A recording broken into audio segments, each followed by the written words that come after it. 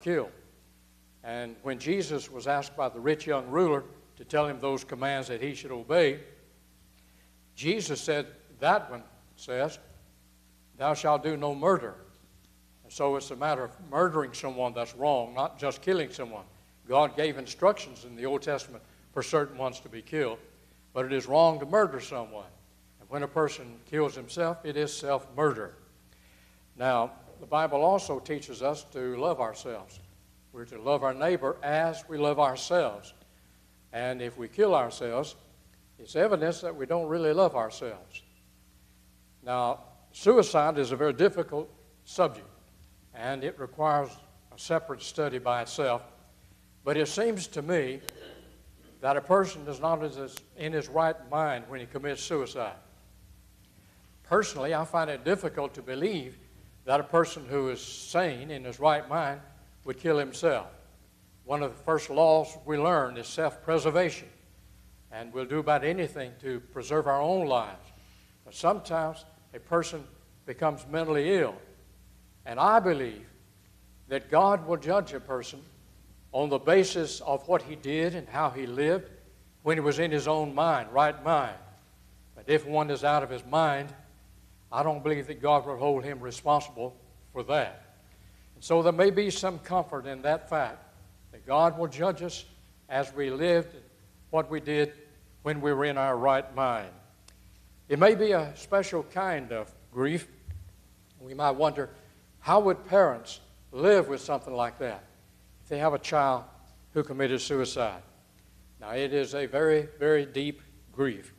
I can't imagine, because I haven't had that experience, I can't imagine how a parent could go through the suicide of a child. Now, it may be made worse because parents may feel guilty. They may feel that they contributed to it, or they might have been able to prevent it.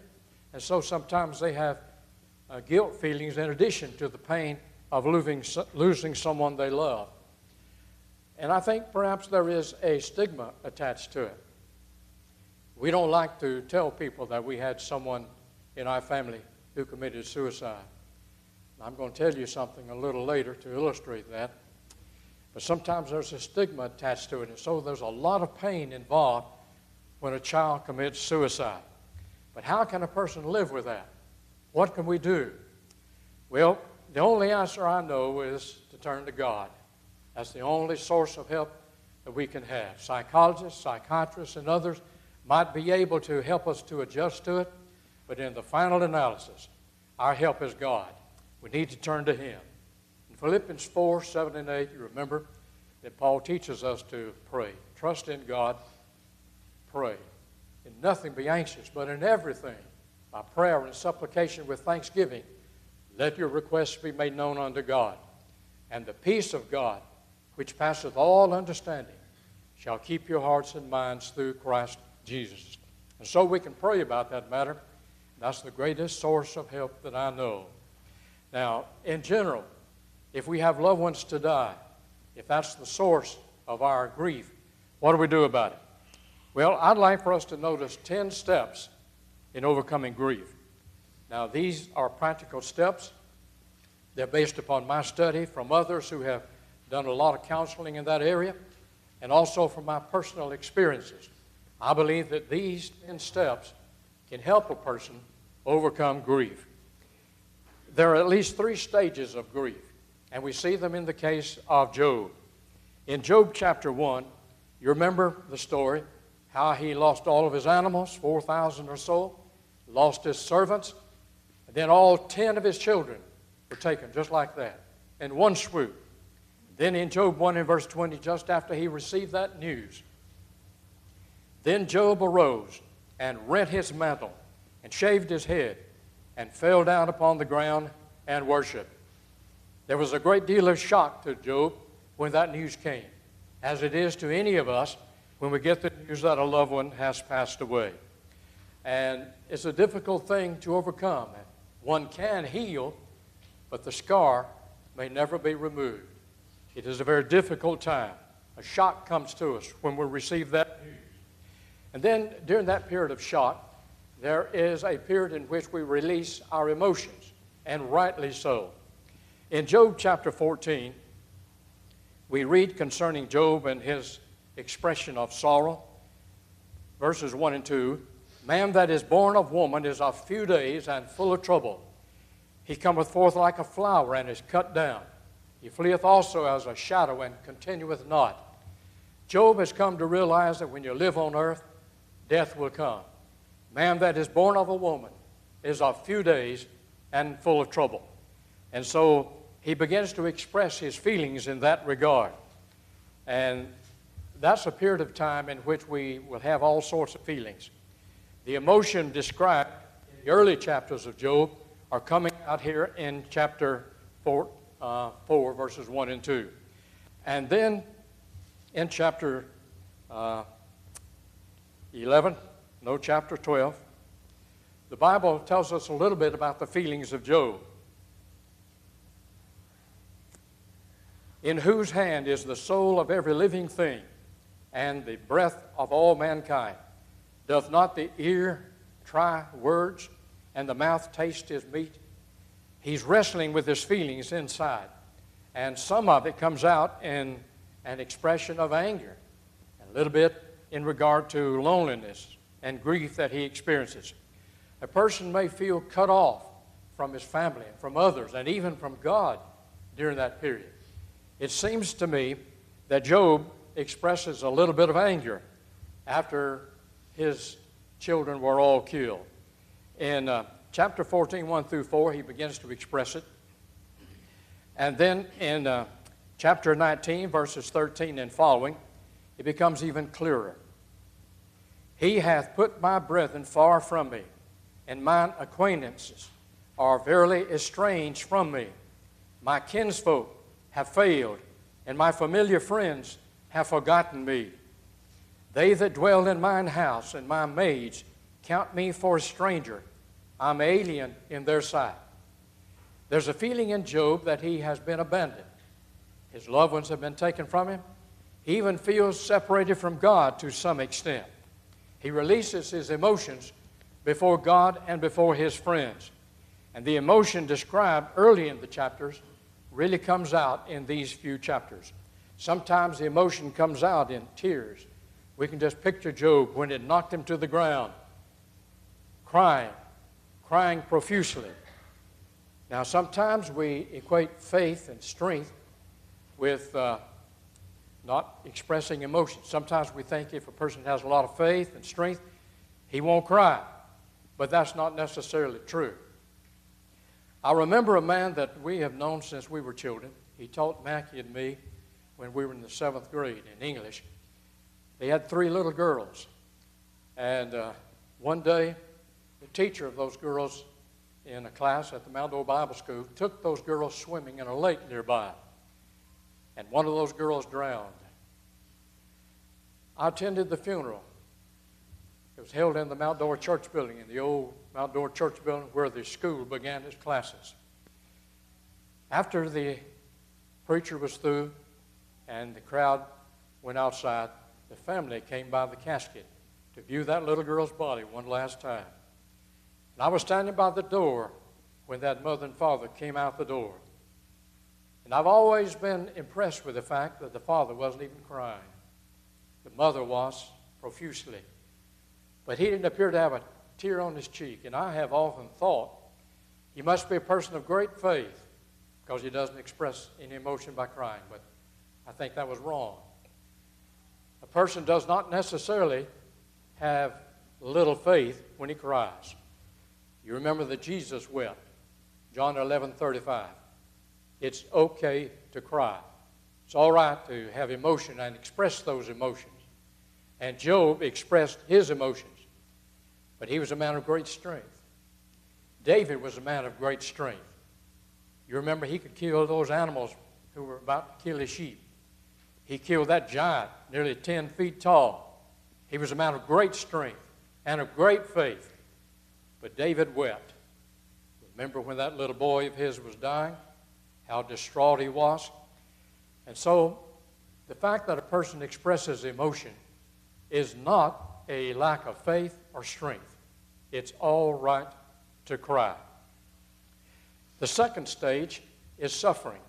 First, there is that shock period, then there is suffering. And after his great losses, Job begins to express some of those feelings. In chapter 19, verses 13 through 20, as we mentioned, the word grief is sometimes defined as pain, affliction, and sadness. When a person is in this period, after the death of a loved one, he understands that. There's pain, affliction, and sadness. And one may even feel cut off from God as he feels cut off from his family, as expressed by Job. Have you ever felt that God wasn't around when your loved one died?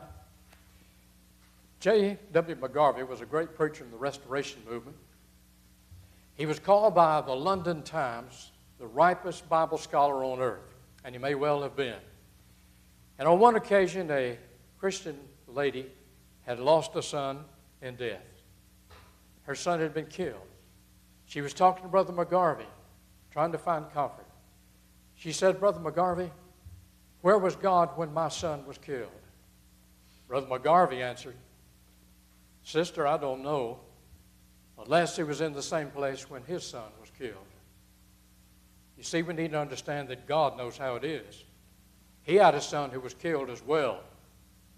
And when our children die, when our loved ones die, we need to realize that God is concerned about us. He understands how it is. What do we do about this feeling of loneliness when we feel that everyone has forsaken us and perhaps even God? Well, first of all, we need to acknowledge it. We're not going to do much about it until we acknowledge that need. The Apostle Paul was one who felt lonely at times. In the 4th chapter of 2 Timothy, when he was in a prison in Rome, he wrote to young Timothy and said in verses 9 through 11, "Do thy diligence to come shortly unto me, for Demas hath forsaken me, having loved this present world, and is departed into Thessalonica, Crescens to Galatia, Titus unto Dalmatia. Only Luke is with me. Take Mark and bring him with thee, for he is profitable to me for the ministry."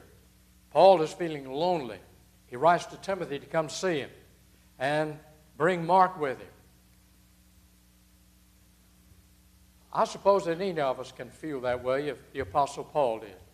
Great man of strength, but he felt lonely. But he expressed it, and he began to do something about it. Number 2, build a relationship with God. You need to have that built beforehand. The Apostle Paul did. In verses 16 and 17, he said, "At my first answer, no man stood with me, but all men forsook me. I pray God that it may not be laid to their charge. Notwithstanding, the Lord stood with me and strengthened me." And so the Apostle Paul had built a relationship with God, so when that time came, he was prepared for it. Even though others had forsaken him, he knew that God stood with him. Now, we often turn our focus inward when we suffer something like grief. We begin to feel what's happening to us inside, but we need to turn our attention away from self and unto God primarily. And then number 4, deepen your outreach. When you're feeling that way, pick up the phone and call a friend. A friend will be glad to help you. We sometimes don't know what to do, but if you call and say, "I'm lonely, I'm just feeling very lonely," you can deal with that. You can go to see them. Then number 5, enjoy God's presence. And this is the most important of all. Realize that God is present with you if you are a faithful Christian. In Matthew 28 and 20, Jesus told his disciples, after giving them that great commission, "And lo, I am with you always, even unto the end of the world." And so we can believe that God is with us. Enjoy God's presence when we're in that period of grief. In Hebrews 13, verse 5, there's another passage that you need to write down and read it occasionally. The Bible says, "I will never leave thee nor forsake thee." That's God saying that. I understand that it is difficult to translate that verse from the Greek into English because it has 5 negatives in it in the original language. Not will I forsake you, never, no, nevermore, I will never forsake you. It's translated into English in these words, "I will never leave thee nor forsake thee." Christians need to believe that. God will be with us and help us at a time like that. Now, closely related to the feeling of loneliness is the feeling of anger. And Job seems to feel a little bit like that. We've read some things that might indicate it. In Job 19, verses 7 and 8, "Behold, I cry out wrong, but I am not heard. I cry aloud, but there is no judgment.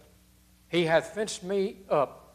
He has fenced up my way that I cannot pass, and he hath set darkness in my paths. He has stripped me of my glory and taken the crown from my head." A man's glory at that time was his children.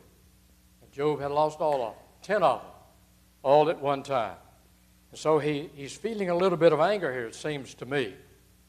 In verse 9, he said, "He hath stripped me of my glory and hath taken the crown from my head." There seems to be a little feeling of anger in Job. Do you ever feel that way if you've lost a loved one?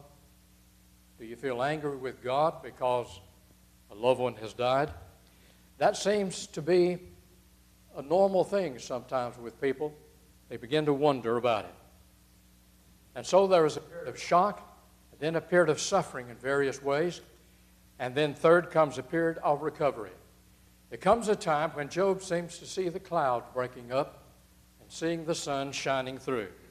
In chapter 19, clouds begin to break. In verse 25, he said, "For I know that my Redeemer liveth, and that he shall stand at the latter day upon the earth." First of all, he believes that there's a God who loves him and who is concerned about him. The Lord liveth. Number 2, he says, "And though after my skin worms destroy this body, yet in my flesh shall I see God." He believes that he will live again. There's a God who loves us, and we have hope that we shall live again. That seemed to help Job. I believe it can help us as well. And so there is a recovery period, a period of hope in which we begin to see the light through the clouds. Secondly, he said, "I will be resurrected." And that hope helps us when we realize that though there's death, we can live again beyond the grave. Recovery should come within a few weeks or months, but no one can say you have to recover at a certain time. We're all different. We react differently, and so it may take longer for some people, but after a while, we should begin to get over that particular feeling that we're experiencing. There will be many strange experiences and actions during this period of recovery. One widow that I read about went to the store and bought some things she needed in the store after the funeral, and she came back and was putting things away, and after a while she realized she had put the bathroom tissue into the refrigerator. Sometimes there will be strange things that happen during this period of recovery, and we may feel that we're losing our mind, but psychologists tell us that type of thing is normal. You're not losing your mind. Our minds become distracted from what we're doing, thinking about things more important, like the death of our loved one, and so it is something that can occur. Understanding that these experiences can occur can help us to adjust during this period when we realize that we're not losing our mind, because there's some small things like that that happen. There is a difference between normal grief and abnormal grief. I read about a widow who did not want to attend the funeral for her husband because she felt that she'd just be crying, really expressing her emotions, and she didn't want to do that. So she wanted to suppress them. And she took a trip down to Florida on vacation to have some fun time instead of going to the funeral of her husband. Do I need to tell you that in about 6 months she had a nervous breakdown? You see, she was not expressing the grief that was in her heart. And we need to do that. It's all right to cry and express those emotions.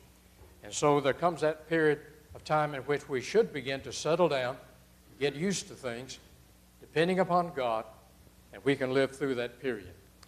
Now, we could talk a great deal about all of these things, and we won't have to rush through them. But you have a list of them. Hopefully it'll remind you of some things that will help. Number 2, admit the loss. Sometimes when a loved one dies, there are those who don't want to admit it. They just don't want to believe that the loved one has died. You have to admit it. You're ever going to get over it. Number 3, talk it out. You need to be able to talk and express your feelings during that time. Old memories do not need to be forgotten. They need to be remembered. Talk about it. Talk with other people about the things you remember about your mate who has died. Now, sometimes people feel guilty after the death of a loved one, and they need to be able to talk to someone who has a sympathetic ear and can help us overcome those feelings. Sometimes people feel guilty, feeling that they were responsible for the death of their loved one. I read about one widow who sent her husband to the store before he died, and while he was at the store, he had a heart attack and died. And she blamed herself. She felt guilty and said, if I had not sent him to the store, he would not have died. She cannot know that. No one can know that. And a person ought not to feel guilty because their mate has died that way. Sometimes they feel guilty because they say, I should have taken him or her to the doctor earlier. If I had taken this one to the doctor earlier, he would not have died. Again, you cannot know that. You'd have to be God in order to see the future and know that. You cannot. So we should not allow those feelings of guilt to overcome us. Some years ago, I remember a young man who was married. He and his wife had a little girl. And his wife became unfaithful to him, began to run around with other men. He begged her to stop doing that, but she would not. He went to a store and bought a water hose, drove his car out into an orange grove, and parked out in a grove where no one would see his car from the road. He put one end of that hose into the tailpipe of the car, the other end through a window, and raised the window as far as it would go, and sat there with his motor running until the gas ran out. And that carbon monoxide poisoning was coming up out of the tailpipe through the hose into the car. And he wasn't found for several days. I attended the funeral. And I remember hearing the wife crying and screaming and yelling. I'd never heard anyone at a funeral expressing so much grief. But it was tears of guilt because she knew that her husband had committed suicide because of her unfaithfulness. I know about that situation because that was my brother. We often have a stigma, we feel, attached to someone in the family committing suicide like that, and we don't want to say anything about it. This was the first time I've ever told a group publicly that my brother had committed suicide. But sometimes that's a feeling. But we need to get rid of our guilt feelings, and she needed to make some big changes to get rid of hers. But we have feelings sometimes too like that. We may feel guilty because our loved one has died and we feel we might have contributed to it in some way. We need to talk to a counselor or a preacher or someone who has a sympathetic ear and can help us with that. So talk it out. And then, number 4, express your grief. We've tried to emphasize the fact that it's all right to cry. We need to express our grief. In our society, we are discouraged from showing our grief if we're men or boys. When a little boy hurts himself, what do we tell him? Don't cry. Big boys don't cry. And so they grow up thinking they ought not to express their emotions. But that's a mistake. God gave us tear ducts for a reason. It helps us to cry. Jesus wept. John 11:35. So we need to be able to do that as well. You know, do you remember when your mother used to can fruit and vegetables? She did it with a pressure cooker. And that pressure cooker had a little deal that allowed the steam to escape. If it did not have that, that thing could explode. And you can do that. If you don't express that grief, those feelings inside, you can explode. God gave us tear ducts for a reason. Number 5, force yourself into circulation. When we have a loss like a husband or wife, we have a tendency to withdraw into our house, to our room, close the door, and not come out. But you're going to have a hard time adjusting and overcoming it that way. You need to be able to circulate, get back into circulation with people and it will help you tremendously. I might tell you that there is a group of singles who get together in the Montgomery area. Usually they are widows and widowers, and even some who have not married at all. But they get together, eat together, have fellowship together, and it helps these people. Brother Cecil May's wife died a few years ago, and he was invited to become a part of that group and began to go out with them. They'd eat here and there. And then he met a widow who was a Christian in that group, fell in love, got married. They're married now. Brother Fenter Northern, who's 93 or so now, he's a part of that group. He's lost 2 wives in death. He was married the first time. She passed away. He married again. And he told me they were married 37 years, and then she passed away. And he was invited to become a part of that group. And I've been with some of them. They've invited us to come to a Bible study with them, and I've seen them. It helps those people to get together with other people. So don't withdraw into a house or room and shut yourself off, but force yourself to get back into circulation with people. And then number 6, you need to adjust to a new identity. After one dies, the one who's left is in a different situation. The wife has to determine what she is and how to introduce herself. Will she say, I'm a wife or a widow? You have to adjust to a new situation, and that's true with men as well. We have to recognize the fact that is a different situation. Sometimes when people lose a loved one in death, after a while they might become interested in being married again, and that's all right. And a person may wonder, if I should get married again, would I be unfaithful to my former mate? Of course not. Death dissolves that marriage, and one can remarry. So a people needs to adjust to a new situation and recognize that fact. And then, number 7, do something about your depression. One of the things that happens when we lose a loved one is depression. We become so depressed, we don't feel we can do anything about it. There's some things we cannot do, and we become depressed. Now, a depressed person can force himself to overcome that feeling. One way to do it is to make a list of things you used to do and that you like to do. Make a list of those things and begin to do them. Check them off one at a time. It seems like an elementary thing, but I'll guarantee you it'll work.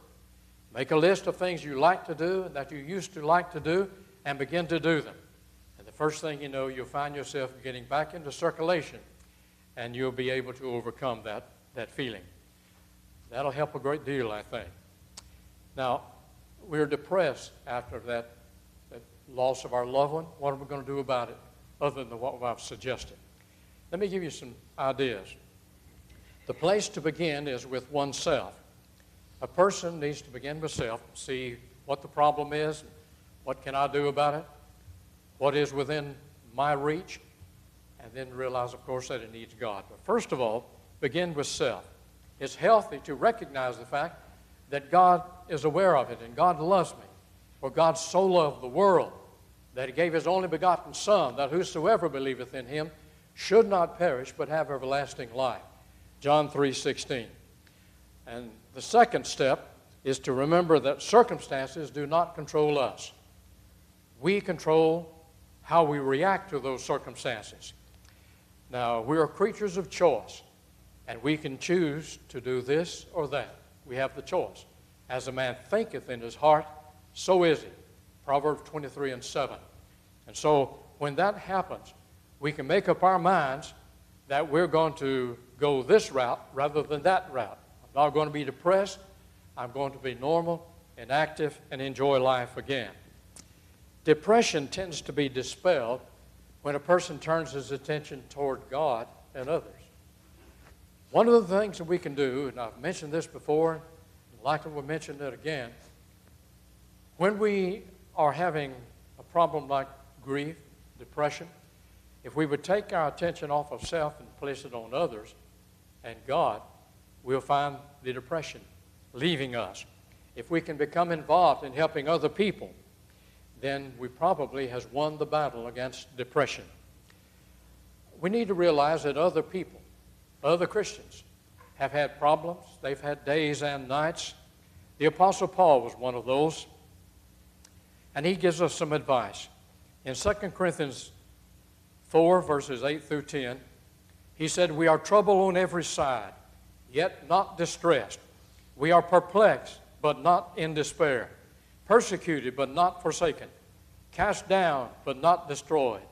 Always bearing about in the body the dying of the Lord Jesus, that the life also of Jesus might be made manifest in our body." Paul is saying that I've been through some days and nights that were troublesome. I've had grief and sorrow, but I'm not going to allow it to get me down and cause me to become discouraged in trying to serve God. But I think of Christ and the fact that He gave His body for me, that I might live again and live with Him in eternity, and that knowledge ought to encourage us and help us to overcome depression. And finally, we need to surround ourselves with positive things and positive people. Don't be around someone who's always negative. That will hurt you. I suggest that you read some books that will help you, such as Never Lick a Moving Blender by Marvin Phillips, or The Power of Positive Thinking by Norman Vincent Peale. That'll help.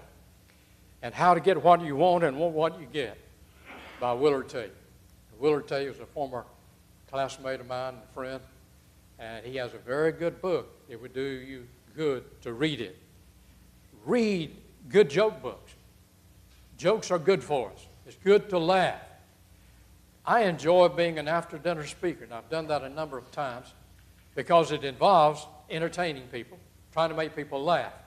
And I love to tell jokes to make people laugh because I see what it does to other people. It helps people to be able to laugh. And then number 8, serve others. I've mentioned this, but let's mention this scripturally. 2 Corinthians chapter 1, verses 3 and 4, Paul talks about God, the Comforter. In verse 4, he said, "Who comforteth us in all our tribulation, that we may be able to comfort them which are in any trouble, by the comfort wherewith we ourselves are comforted of God," or by God in the King James. Now, God does not comfort us that we might be comfortable, just comfortable. He comforts us that we might be comforters. That verse tells us that we may comfort others. And so we need to turn our attention to other people. If we get our attention off of self and our problems, then it helps us to be concerned about other people. Dr. Carl Menninger was a psychiatrist and was one of the founders of the Menninger Psychiatric Clinic in Kansas. He had taught people, don't worry, get rid of those worries because you can worry yourself sick into a nervous breakdown. A reporter was interviewing him on one occasion and asked this question: suppose that you suspect that you're heading for a nervous breakdown. What would you do? The reporter expected that psychiatrist to say, go to see a psychiatrist. But that's not what he said. Listen to what the psychiatrist said. Go straight to your front door, turn the knob, go out, cross the tracks, and find somebody who needs you. That'll do it. Get your attention off of self and your problems onto other people, and it'll help you overcome yours. And so I believe it's a scriptural principle that we need to get our minds upon other people and not just ourselves and our problems. Number 9, set your sail in the direction you wish to go in your life. You can determine what your attitude is going to be. I mentioned this a while ago. You can set the sails and determine which direction a boat will go. You know, sailboats are interesting.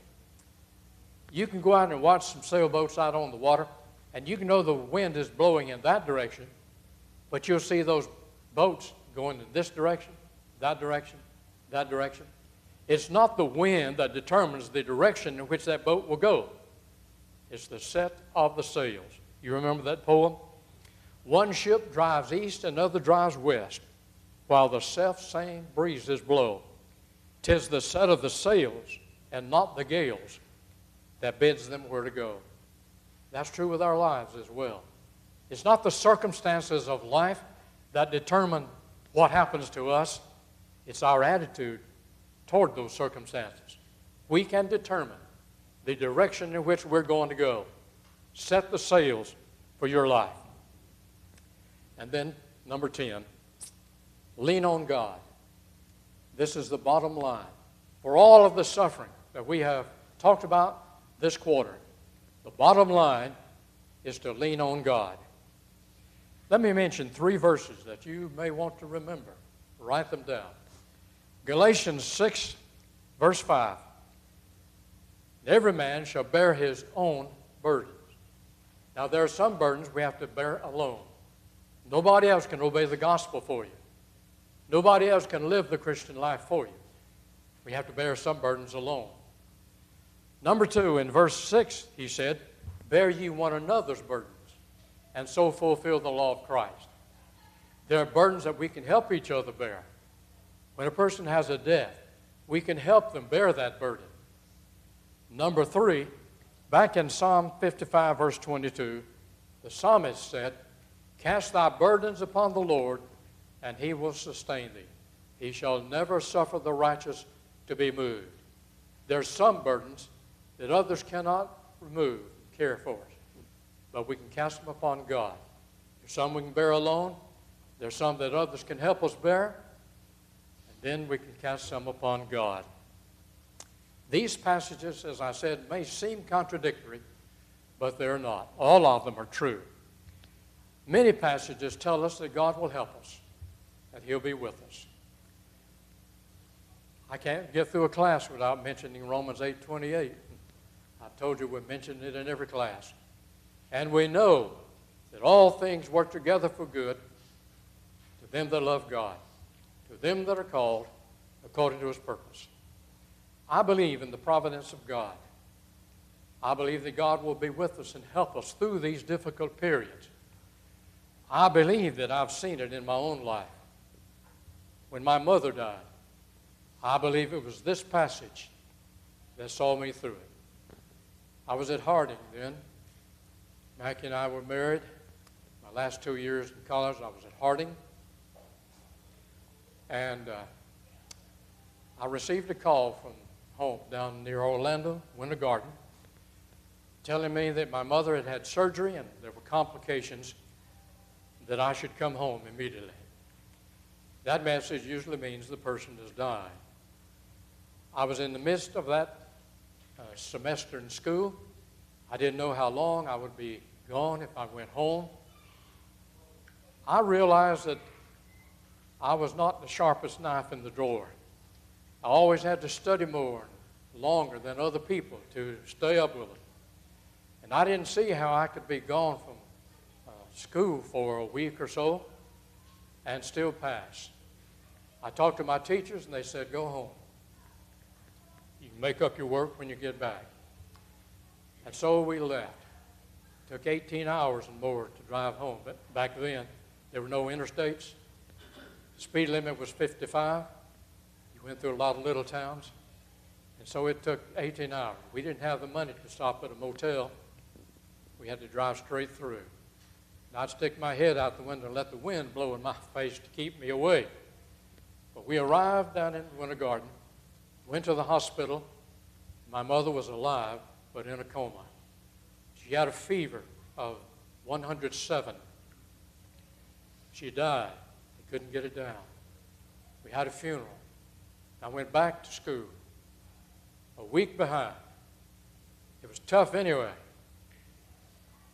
But somehow I was able to do the work I'd missed, catch up, and graduated.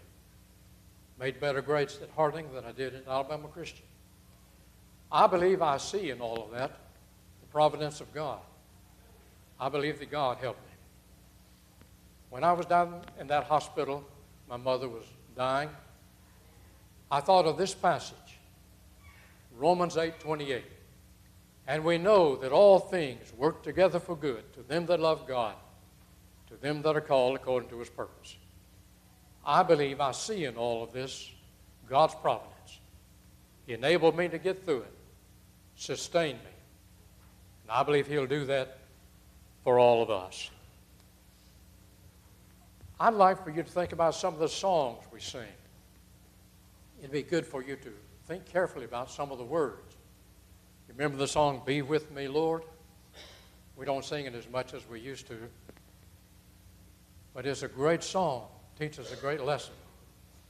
Be with me, Lord. That's the most famous song of Brother O. Sanderson. If you think of him, you think of Be With Me, Lord. But did you know that he did not write the words to that song? I've told you that Brother Sanderson used to work with me when I was preaching in Atlanta. He was an old man then. Came to know him and love him. I've heard him tell the story about the birth of that song, and I have it in writing as well.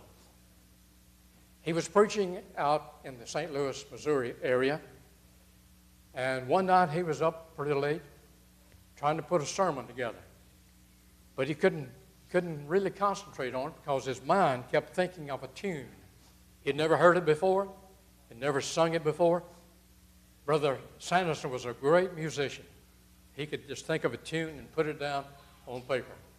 He finally decided he would lay his sermon aside and put that music down on paper. He did it, put all the music down. It was not a song yet. It had not been written or sung before. He didn't have any words with it.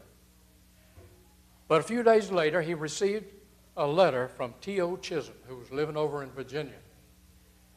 And T.O. Chisholm sent him the words that he had written. He said he couldn't sleep that night. At the same time, Brother Sanderson wrote the music. He couldn't sleep, and he got up and wrote those words. He thought it would make a good song. He sent them to Brother Sanderson. He often wrote words that he thought would be a good song and sent them to Brother Sanderson and asked him to put the music to it. Brother Sanderson then received that and put it with that music that he had written, and it fit perfectly. The song was, Be With Me, Lord. Think about it. Let me read the first verse and encourage you to read the others. Be with me, Lord. I cannot live without thee. I dare not try to take one step alone. I cannot bear the loads of life unaided. I need thy strength to lean myself upon. Be with me, Lord. There's the key to all of our suffering. Thank you for being with us today.